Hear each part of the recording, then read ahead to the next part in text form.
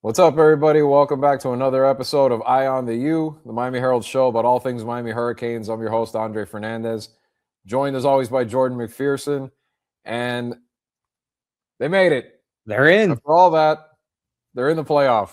That's right, ladies and gentlemen. Everyone was watching on Sunday afternoon. And right when Alabama's name hit the bracket, and it was not sandwiched in between Notre Dame and Miami, it was a little bit of, are you kidding me? At the same time, my reaction was like, wait, that might be a good thing. That might be a good thing. And then 30 seconds later, I admit I did one of these because I was like, like when you don't want to watch a field goal or you don't want to watch kind of the play, and then all of a sudden an orange flashed on the screen, and it was like, oh wow, okay. Yeah, So that was in. Yeah, that was my exact same reaction, Dre. I mean, it was just when Bama was 9, we knew it was 9 and 10. We knew those were the two spots. But for me, it was the committee this entire time. I know they kept saying, okay, if they're next to each other, they're going to have to be head to head. But were they actually going to do it? It was just a matter of was the committee going to stick to its guns like it did for the first 5 weeks? Or was it actually going to enforce it? And they finally enforced the head to head, which I know we're going to talk about later on, which you feel for Notre Dame with the way that they did this, keeping Notre Dame basically toying with them the entire time and then yanking them out at the last second and keeping Alabama in after the way Alabama finished. But in the end, in terms of the Miami versus Notre Dame portion, the committee got it right. Yeah, lots to unpack this week. I mean, to talk about all of this. I mean, for starters, the reaction to the committee's decision, how it was handled, not just this week, but for weeks coming into this. What it means for Miami, we're going to talk about the latest big milestone in the process of getting the Hurricanes back to what they used to be for Mario Cristobal and company. From Notre Dame being left out to the way it was handled to their reaction after that, we're going to go over a lot of that stuff. Did Alabama deserve to stay put? Should they have been dropped a bit? Should they have been dropped out completely? We'll talk a little bit about that too. And just overall, I think the process, not just leading up to it, but the format right now, is it right? Because a lot of people have had different opinions on it. To have, forget about the whole, there's even a mini debate of should Duke have gotten in over James Madison. Just the fact that these two conference champions automatically get in, is that right? Because for all intents and purposes, a Notre Dame, even an Alabama, we could even go beyond those two, maybe a BYU or even a Texas that was still strong even with 3 losses. Those are all teams that people will make a pretty good case are probably better than those two conference champions just automatically getting in. So we'll talk a little bit about that. We'll go over the entire field, and then we'll wrap it up with a little basketball talk as the Canes teams are doing well so far. The men's team 8-2 now. So we'll go into a little bit of that. But let's start, Jordan, with, yes, how Miami got in. Alabama gets not just beat. Look, it wasn't the Indiana-Ohio State game, 13-10 down to the wire. This was an ass kicking. Let's just put it bluntly. It was an ass kicking by Georgia. For them not to drop even a spot enters the whole. Why is the conference title game sometimes being treated that way in some cases and then not in others? Because BYU got their butts handed to them too, and they're see ya. I know different resumes and whatnot, but it always seems. We'll start. I know we got to get into all the Notre Dame stuff, but it always seems like Alabama has something, whatever it is. Maybe it's the SEC, but they always get the benefit of the doubt in these situations. Yeah, well, it just means more when you're looking at Alabama, right? We got to go with this. We got to stick with their slogan. But yes, I completely agree, and my AP ballot reflects that. My ballot before the final one, I had Miami 9, Notre Dame 10, Alabama 11, BYU 12, which would have had both Bama and BYU out, which you saw BYU both times they played Texas Tech, they got slaughtered. Those were their 2 big games. Bama, at minimum, you saw their stretch that they had. They had the win over Vanderbilt. They had the win over Georgia in the regular season. And then they had a couple other wins against teams that were ranked at the time, but weren't ranked in the final ranking, which for most teams would mean it wasn't a quality win anymore. But for Bama, they got the benefit of the doubt for them being ranked at the time. Although a lot of other teams didn't get that benefit once the teams dropped out of the rankings. Consistency. Again, issue that we've had all 6 weeks of this. And then the other two factors that the committee chair, Hunter Yurchek, mentioned with why Alabama didn't drop while BYU did was because Alabama was already in the field beforehand. BYU was the first team out. So Bama got the benefit of the doubt of basically have already been of because Bama was already in the field, they didn't want to take them out of the field for the conference championship result.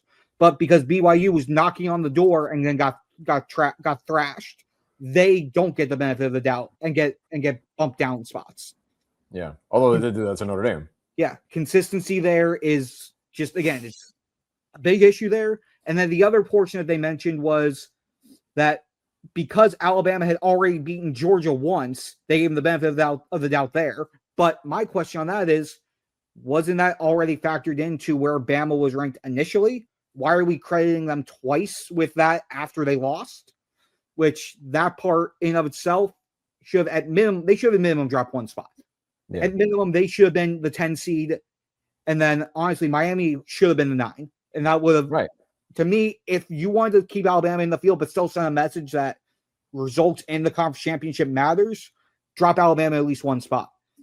And the whole conference championship thing got thrown out the window because if you remember last year, the first year of this, the top 4 conference champions got automatic buys. They threw that out the window when Boise State and Arizona State got the 3 and 4s when they weren't, or at least minimum Arizona State. Boise State was in the top 7, 8, whatever the entire year. So the fact that an Arizona State team in the teens got an automatic buy, that's when they said, well, why are we doing this? Why are we giving conference champions automatic bids? You take the auto bids out, and now they're saying, well, why are we playing conference championship games at all? It's just every time they try to fix something, they're adding another issue, another problem in there. Yeah. And the whole conference champions, the top 5 highest ranked conference champions, remember, this was all created and baked in before the Pac-12 fell apart. They were trying to find a way to make sure that every Power 5 conference team got a spot. And then the Pac-12 dissolves. And then we have all these 4 mega conferences for the Power 4. And that guarantees a group of 5 team in at that point. The 5 conference champions was just supposed to give the group of 5 teams a glimmer of hope, not a guaranteed spot. That was sort of their out to say, well, we're giving you the chance if you can prove you're better than one of our other conference champions. And then you had one less conference champion to fill out those spots, which gets you into where we are today with conference champions getting auto bids into the field when teams really don't know if these conference championships really matter from the Power 4 level. If you're leaving the ACC champion out, and I'm not saying they shouldn't have, because a 5-loss team, sorry, Duke, you don't belong there. Correct. You shouldn't automatically just go straight to, let's bring up, what if North Texas had beaten Tulane? Well, that one would have been ranked. It was more of the James Madison. If James Madison, or what if James Madison lost to Troy? Sorry, wrong one. Then it's a matter of, do you go? Then you're scraping more. Right, then you're scraping the bottom of the barrel more. 5-loss Duke team? Do you go with the 3-loss Boise State team? Do you go with the 2 or 3-loss Kennesaw State team?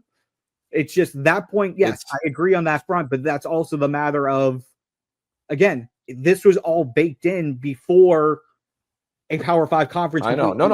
I completely imploded, and they're dealing with the consequences of not thinking of the repercussions of that. Right. Well, and that's the thing. Like honestly, the 3 of them should have gotten in. Miami, Bama, and Notre Dame. All 3. They deserve it more than those other 2 teams. They're probably going to get wiped out in the first round, most likely. Tulane might put up a fight, maybe. I just don't think. I don't know.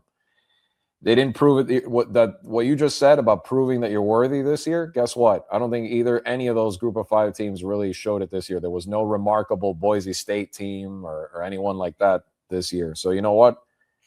They can adjust the rules as much as they want. As soon as I saw that whole Notre Dame has a clause now that at a certain point they're getting special treatment, that now they can make the field just if they're giving them the conference championship treatment without making them play in the conference championship and being right. Then you know what? You can literally do whatever you want. Yep. You can change the rules whenever you want. And I think that they could have altered this after the Pac-12 fell apart. They honestly could have. And they will. Watch. They will. This will change next year. There'll be some tweaks and all that. But the point being, I don't think either one of those 2 at the bottom. And look, that's a whole separate matter from what we're going to get into with Notre Dame, which has been acting more like Notre Diva lately with the way that their AD has been whining and complaining. And look, you have this And on that subject, you're getting this from the committee. You're getting this special treatment from the committee. And then on top of that, you're going to go and give them the finger by not going to a bowl game? Really? And pissing off the ACC too, which, hey, if you lose those games, guess what? You're not going to get too many other, we're not, the ACC is not as, that's honestly, some of their opponents aren't as strong, but it's better than maybe going out and getting a bunch of group of 5 opponents too, which you may get stuck having to do if you lose the whole relationship with them too. So look, should they feel a little jaded? Yes. Not over Miami though. But I'm saying maybe over the conference champion group of 5 situation, and over the Alabama thing for sure. Over the entire situation, over just the way this all is unfolding. Because I also understand it from Notre Dame's perspective, where the committee with these weekly televised rankings are saying, yes, Notre Dame's better than Miami. Notre Dame's better than Miami. Yes, there's the head-to-head, but we still think Notre Dame is better than Miami. And then the final week, when the one that matters, they go, oh well, we have to put the head-to-head, and Miami beat you guys, so sorry, you're out. For it to happen in that fashion, I can understand their frustration, but it's a matter. It goes back to we were dealing with a committee this entire time that every time it just felt like they were making the rankings and then making up the logic and the justifications as they went along. There was no consistency. There was no straight line of reason for basically anything that they did through those 6 rankings. And it just, you knew that no matter what, at least one team was going to get pissed off by the end of this. Whether it was going to be Alabama after losing the SEC championship game, Miami getting left out despite the head-to-head, or Notre Dame despite being ranked ahead the entire time and then getting left out at the last second. And Notre Dame became the sacrificial lamb of what's going to be most likely this next round of changes. Yeah, definitely a lot of changes coming. They're going to tweak this for sure. But it jumps into, and I know we could fill like 3 episodes talking about this, but it jumps into the grand problem of college football, which is even Power 4. Like we say Power 4, honestly, it's become a Power 2. Maybe a Power 2.5 if you count maybe a little bit. This year it was kind of a Power 2.5 if you count the Big 12 having Texas Tech, a little bit BYU, the ACC having Miami, which unfortunately over a dumb tiebreaker couldn't even get into the freaking conference championship game. But the 2 superpowers, we know who they are. Yep. And that's the monster that college football has created now. And it's screwing over everybody else. It's screwing over everybody else. There's a reason that only 2 conferences got more than 1 bid into the field. Yeah. And you knew it. The second the playoff expanded, you knew it was going to be that way. Everybody knew it. Everybody knew it was going to be 8 to 10 spots every year. We're going to go to those 2 because that's where everybody is now. They clustered them up. And so until that ever in some way gets balanced out better, guess what, group of 5 teams, unfortunately, I mean, you see it, the portal every year, their farm systems a lot of times for the bigger, for those 2 conference teams or others. And but again, that's getting too much into the weeds for this episode, but that leads into this whole playoff problem and how now you have 2 perceived weak opponents in when maybe 2 or even 2 others at least probably could have gotten in that probably would have put up more of a fight. But anyway, Miami itself, let's go into that because this is a big milestone, and we know Mario Cristobal, when he first took over this program, they kind of it was a struggle for sure. Then they got a little bit better. Then they got to a bowl game again, all of that. This is the latest step. Now, you got close last year, broke through, finished the season strong finally, like we talked about last week. That was refreshing for them to see, finally finishing a year strong, and turns out they were rewarded for it. And now they have Texas A&M coming up on the road, a big challenge. But I think as a program, Miami embraces this no matter what the outcome will be up at College Station. Jordan, you've seen now for a couple of years the evolution of this program. I guess just what this means for the team. Yeah, and just the beauty of the date that everything was announced. It was announced December 7th, 2025, 4 years to the day that Mario Cristobal had his introductory press conference, becoming the Miami Herald head coach. So just the beauty of the timing of when all this happened. And look, Cristobal has said over the last few years that this was going to be a slow build. He basically completely overhauled this roster. He knew year 1 was going to be a struggle, and he knew that as the years went on, that it was going to be a slow and steady build as he built the roster that he wanted to build. Year one, we saw how bad it was. We saw the 5-7 record, the loss to Middle Tennessee State, the just struggles to compete against any of the top teams in the conference. And then year two, start 4-0. The Georgia Tech debacle happens and they fall apart in ACC play. Last year, they get this guy named Cam Ward, who did some pretty good things. Led the nation and led the Hurricanes to the top-ranked offense, got them to a 9-0 start. But the defense held them back. The losses 2 of the final 3 in the regular season to be one of the first teams out of the field. And then this year, between having 3 full recruiting classes under Cristobal and then using the portal to find those last few fixes, primarily fixing that defense, they finally look like a complete team this year. They had the struggles midseason. Yes, they lost Louisville. They lost SMU. Those 2 losses in the 3-week span by 1 score. Those still stung. Those still hurt. But Mario Cristobal, after the SMU loss, he told us this week that they pulled everyone together during their Sunday meeting and just showed them highlights of the first 5 weeks after the SMU loss. Everything that went well. And he looks at them and goes, I don't want you to remember who we are. I want you to realize who the F we are. This first 5 weeks is what the Miami Hurricanes are. Let's get back to that. We need to get back to that. We have to get back to it now. And you saw what happened over the final 4 weeks. 155-41 over the final 4 weeks against those 4 opponents, including the big win at Pittsburgh.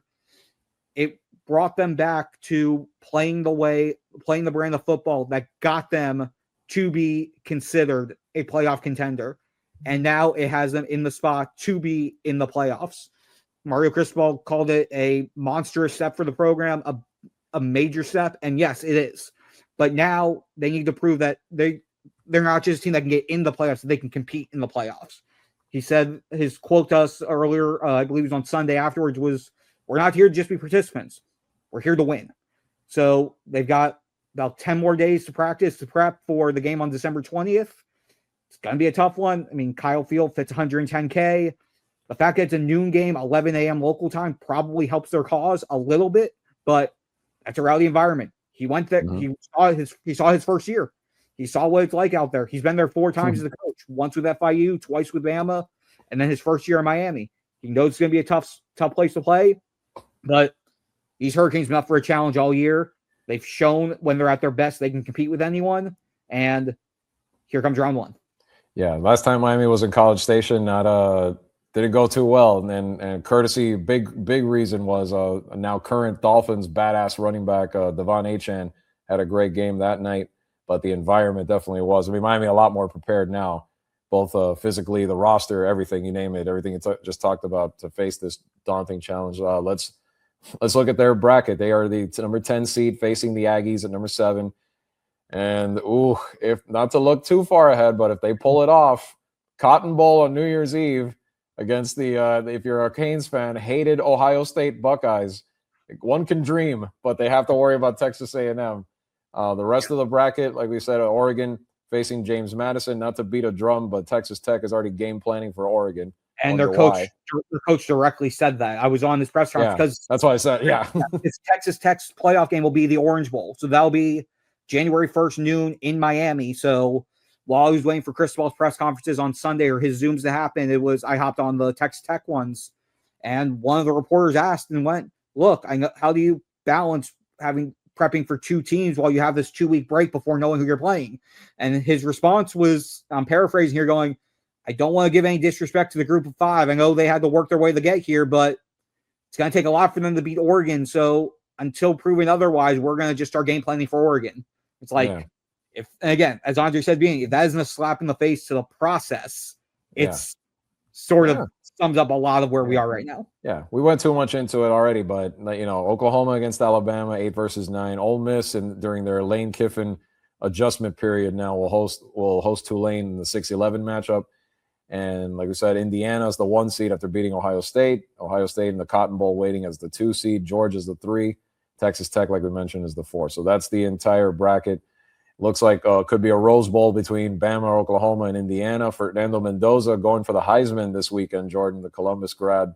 Congratulations to him as he tries to win that and maybe try to take the Hoosiers to a national title. But this Miami A&M matchup, I've seen some of their games this year, A&M, Marcel Reed, they have a versatile quarterback, a very explosive offense. Their defense at times has looked good, but they've been a little vulnerable. They're a team that does give up points. I wonder if for a change, yes, obviously Miami's defense is going to have to play as well as they have all season. Ruben Bain's going to have to get in there. Interesting quote, by the way, by one of their offensive linemen saying he wasn't worried about Ruben Bain. Okay. Yeah. Sure. And again, Ruben Bain pays attention to all of that. He reminded us after Notre Dame that he had his notebook. He had a lot written in there. And again, he takes bulletin board material very well. He knows how to play with it. Yeah. But I think to the point that I was going to get to was the defense has been great all year. This is a game that Miami's offense better be sharp. They can't turn the ball over. They kind of do everything because they're going to have to put up points against this team, I think, for sure. Because the A&M has a very explosive offense of its own. They've been one of the highest scoring teams in college football. It could be, I don't know. I wonder, unless Miami's defense is just lights out and does something that few teams, if any, have done to the Aggies this year, this could end up being a little bit of a shootout. No, it's going to be a very interesting matchup, but I'm once again, and we talked about it when we were breaking things down week over week. Look at who A&M played this year. Yeah. UTSA and Utah State to start the year. Okay. Notre Dame, their game was 41-40. Down to the wire, Miami held that team to how many points, Trey? 24. 24. And some of that was at the end when they were trying to rally and steal it at the end. They played Auburn, which I guess apparently I have to backtrack. The committee says beating Auburn's a gutsy win. That's why Alabama's in. So, okay, I really don't think I can give them that much credit. Mississippi State. What did Auburn finish? Yeah, they finished 5-7. They finished 5-7. Yeah. Mississippi State, bottom of the SEC. Florida, bottom of the SEC, beat them by 17. Florida, Miami beat them by 19. About equal. Arkansas, 45-42. LSU, 49-25. Missouri, 38-17. South Carolina having a rally to back to beat them. Mm-hmm. And we were watching that game in the press box before one of the Canes games. We were all in shock watching South Carolina beat them to a pulp for about 2.5 quarters before they blew it. And then lost 27-17 to Texas. Mm-hmm. Right at the end. Yes. Again, they're 11-1. They have the win over Notre Dame. That's about it. This is a winnable game. I know it is a winnable game. They're going to be underdogs, but it's not impossible. Miami's definitely the underdog. Again, that road environment is going to be fantastic. But when looking at resumes, again, all of their big games were either close or they lost. They were in a lot of tighter games against teams that they probably shouldn't have been in tight games with. Granted, yes, I know Miami had the Louisville and SMU scenarios. Yes. But if Miami is playing the way that they played those final 4 weeks to close out the season, Miami has, I think, more than a fighting chance in this game on the 20th. No, and I think if they can establish the run the way they have, especially in these last few weeks, the way they've been running the ball, it doesn't matter who they have back there. Everyone's eating, like the kids say. Everyone is saying that offensive line has done some work especially in recent weeks since the second loss. And if they do that traditionally at whatever level is always the great equalizer when you're on the road. You go there and you bully up front, you can win a game. And I think Miami has the capability of doing that. No doubt about it. And I just want to quickly go back, just looking through the whole bracket, because you brought up Ohio State.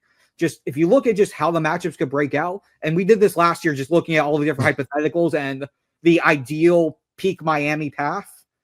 Obviously, win this, Ohio State in the second round. In the semifinals, you could potentially get Georgia, the Carson Beck rematch. And then in the championship game, you could get Oregon. You could potentially get Alabama. Mario rematch. You could potentially get Alabama, both Mario rematches. Right. Or you could get number 1 seed Indiana, whose quarterback, Fernando Mendoza, went to Columbus High, whose dad played with Mario at Columbus. Hometown boy. So, like I said, it's going for the Heisman on Saturday.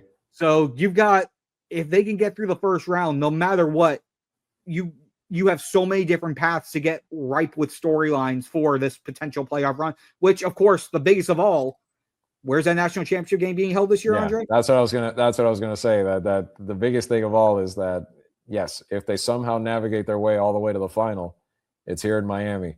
And historically, when Miami's been in that situation at home playing for a national title, granted it was in the place with the picture behind me, but it hasn't gone too bad for the most part. No. And then just one more quick aside on this, because of, again, with the quarterfinals, the Orange Bowl is obviously one of them. Ohio State had the potential to possibly be placed in the Orange Bowl, but because of Miami being one of the potential opponents, they held out and they decided to put Ohio State in the Cotton. And that's why Texas Tech and the winner of Oregon James Madison is in the Orange Bowl, which, just for the South Florida folks, first time any of those three teams will be playing in the Orange Bowl. So that'll be, at minimum, it'll be a first for whichever matchup that's going to be down there on January 1st. Yeah. Interesting. Miami has to win 2 in the state of Texas just to get to the semifinals at that point. Yes. And then their semi would be in the Fiesta. They would get the Fiesta, not the Peach Bowl. Which, because again, which is interesting that they'd be putting, again, that'd be Georgia. It'd be either Georgia, Ole Miss, or Tulane against the Miami portion out in Arizona. Miami does not have a good history in the Fiesta Bowl. And I know hardcore Canes fans remember, like, I can give many examples, many painful examples of Fiesta Bowls past that, let's say, the 02 final, Ohio State, 86, Penn State. There was a loss in 84 against UCLA. I mean, it goes on and on. I think one year they got, I'm not sure if it was I think the year they got shut out by Arizona in a bowl game. Was it? I think that was the Fiesta Bowl too, if I remember.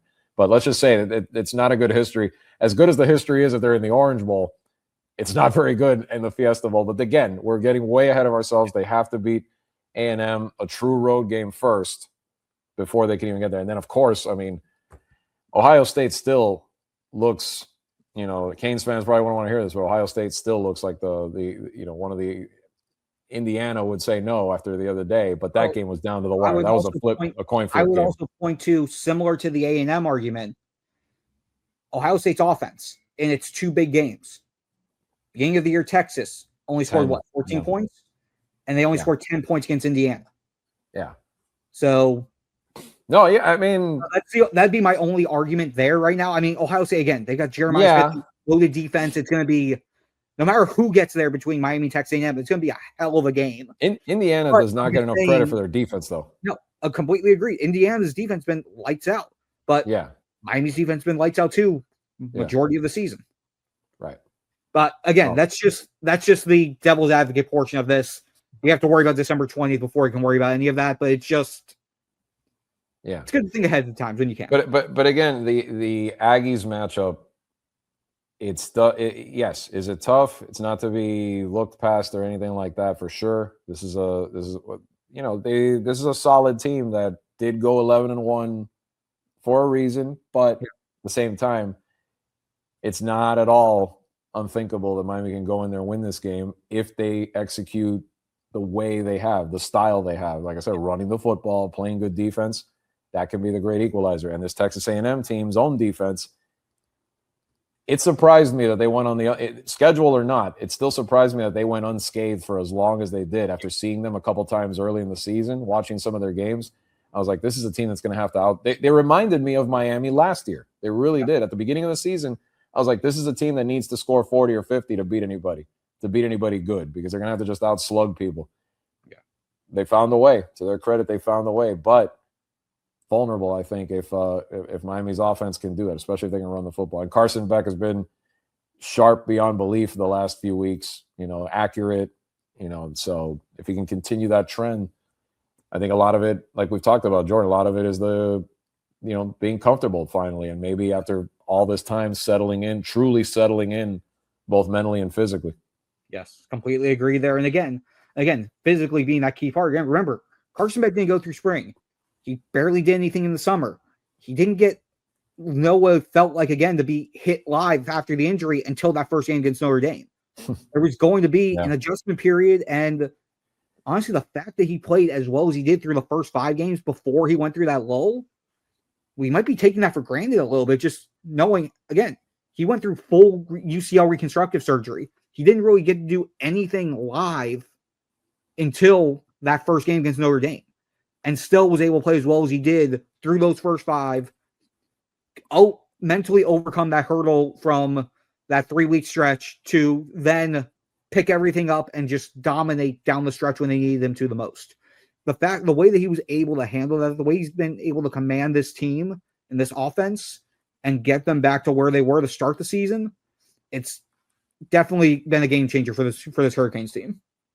Yeah, I mean, I think next week's episode we can dive in and do picks of who we think is going to win first round. Because we still have more than a week away and a lot more preparation to go for this matchup and the first round overall. But let's wrap the show up talking a little hoops.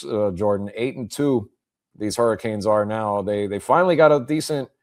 They haven't beaten a ranked team. The 2 ranked teams they've played so far, they haven't been able to beat. They lost to the Gators. They lost to BYU, who's looked good with AJ DeBonta. He had another great win last night for the Cougars. But Miami goes on the road, beats Ole Miss. They recover a little bit after that loss to BYU and beat Georgetown in the tournament in Orlando. But I think that road win over Ole Miss was something, maybe a step for the same way we're talking about the football team having a step by getting to the playoffs.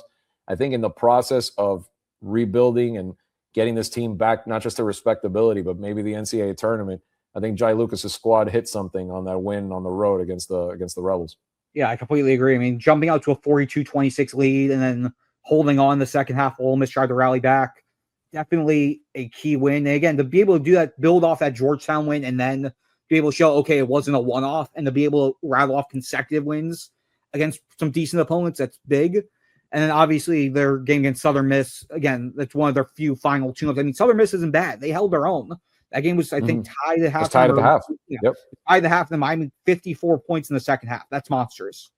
And I mean, you look at where they are overall. They have 4 different players shooting double figures. Malik Reneau averaging 20.2 a game, while shooting 55.8 from the field. Phenomenal. You've got Trey Donaldson averaging almost 15. You got True Washington averaging 14. You've got Shelton Henderson, the freshman phenom. He's averaging 12. I think he's close to, and you got Malik Reneau, who's almost averaging a double-double. You got 20.2. You got 6.6 rebounds per game.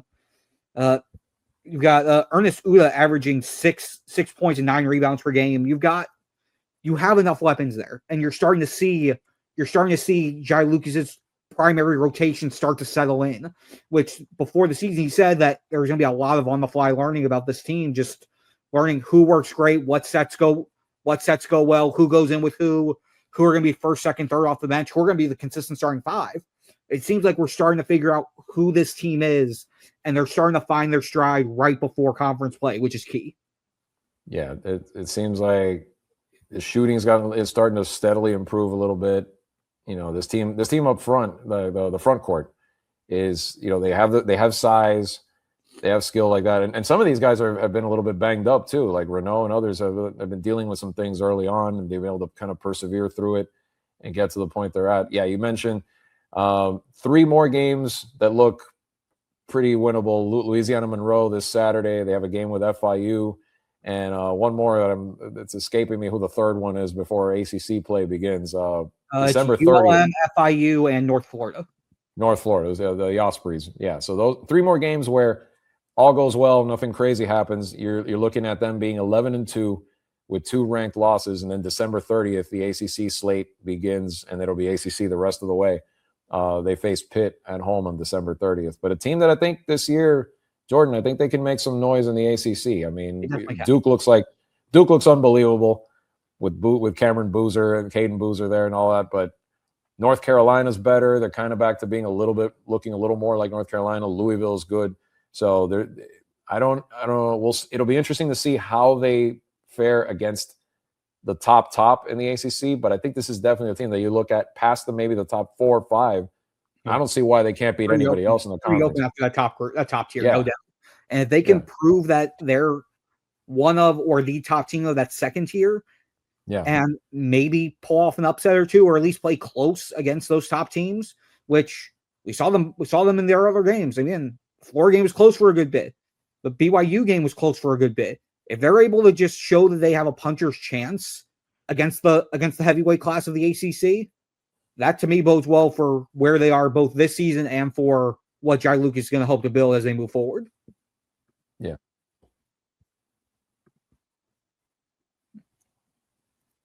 Yeah. And if you look at, and let's wrap it up real quick. Let's talk a little bit about the women's side. It's very similar. 6-3 so far. All 3 losses are to ranked opponents, but for the most part, competitive. They lost only by 3 to Iowa, who was ranked 19th at the time. They lost by 3 to OSU, and they lose a little more lopsided at home to Kentucky. That was a little disappointing, that game, but they bounced back, beat Georgia State. The women now, sooner than the men will start the ACC slate. They're facing NC State at home this Sunday at 2:00. That's their conference opener. Besides the serious talk about how they're trying to improve too, I gotta give their social media crew props for what they did this week. On the 3. Yeah, I mean, it was an onslaught of threes. Scored 99 points against Georgia State. Say what you want. They put the double dribble skit from Family Guy. If you haven't checked it out, check out their Twitter page. It was pretty funny to see. They start with Peter and Cleveland, the logos on their faces and all that. We'll let you watch it if you're fans of Family Guy. I know you and I both got a kick out of that. Yes. Oh, that was fantastic. And again, it was well deserved. I mean, they hit 14 threes. Victoria Blasai, I hope I didn't butcher your name. She went 6 for 9 from 3-point range. And even in that game, they had 2 players who had double-digit rebounds. Rashia Kyle, who, again, I watched her from a distance. Again, she went to UF. I still pay attention to UF athletics a good bit. 16 points, 17 boards in that game. On the season, Kyle's averaging 15.9 points and 10.6 rebounds, averaging a double-double while shooting 58.1% from the field. Again, she's been a big part of this team so far.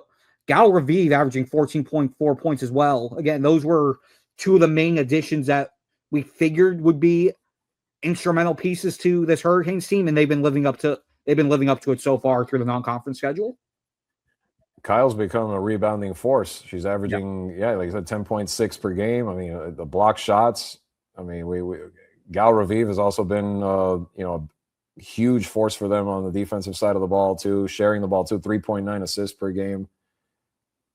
I mean, they've got something. I think that's similar to the men's team. I think it's going to be interesting to see now when they jump into conference play, how competitive they can be. It's the same formula. I think in the middle of the pack, there's no reason to think they can't beat anybody in that conference and that they can't at least be competitive with the upper tier. No doubt about it. No, it's definitely going to be interesting to watch how everything plays out. And again, we now have enough of a sample size for both teams. We're 10 games in. We're starting to see the identities of these teams. And now it's a matter of, do their identities stay the same? Are they able to build on them? Or are they going to have to change things up as the competition starts to stiffen the rest of the way?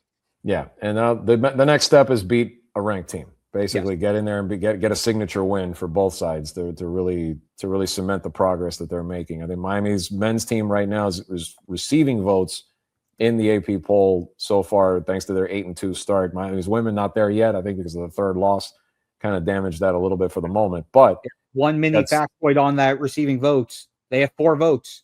They're tied with Notre Dame. So don't start. So January 13th, we have the head-to-head that we'll be able to compare them to. Okay, I'm done. Oh my God! Please don't tell me this is going to be 67. The 68th spot doesn't come down to those 2. Let's just hope it doesn't. It won't. I saw that when you told me the receiving votes. I saw the numbers. It is pretty. Way. It is pretty funny. Though. Yeah, it is pretty funny coincidence though to have that. But yeah, that'll be the next step for both programs. We'll keep an eye on that in the weeks to come, as well as obviously football. We'll be back next week to dive even more into the Miami Texas A&M matchup as Miami prepares for their first ever CFP appearance. That sounds good to say, Jordan, after all this time that this team's been climbing the ladder trying to get there. So until next week, we'll be back. Thank you for watching Eye on the U. As always, remember you can catch us on YouTube and at MiamiHerald.com. Catch all of Jordan's work there as well as we get closer and closer to that game up at College Station, Texas. Until then, for Jordan McPherson, I'm Andre Fernandez. Thanks as always for watching Eye on the U.